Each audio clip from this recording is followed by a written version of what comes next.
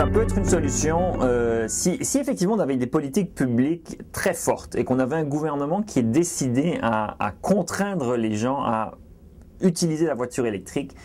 On pourrait imaginer un plus grand déploiement. Et ceci dit, en Amérique du Nord, on a un historique d'implication gouvernementale beaucoup moindre, d'intervention gouvernementale très limitée, et aucun gouvernement ne voudrait être aussi interventionniste que l'exemple israélien.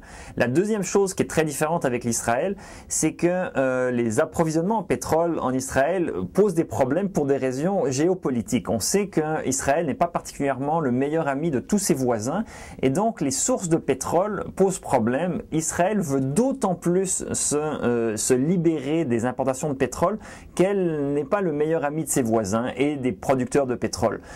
Ce n'est pas le cas de l'Amérique du Nord où on produit du pétrole, où on est très bons amis avec plusieurs pays, dont des pays avec lesquels probablement on ne devrait pas être amis à cause de régimes politiques qui ne partagent pas beaucoup de valeurs avec les nôtres.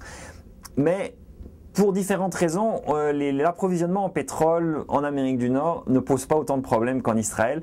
Donc la pression pour substituer des voitures électriques aux voitures à essence est beaucoup moins grande.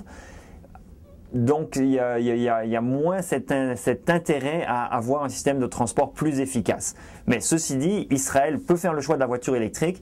Elle ne résoudra pas ses problèmes de congestion avec des voitures électriques et elle n'aidera pas ses finances publiques par ces choix-là. Par contre, elle aidera effectivement ses émissions de gaz à effet de serre et ses problèmes d'approvisionnement en pétrole vont être résolus par ce genre de politique. Merci beaucoup. Ça me fait plaisir.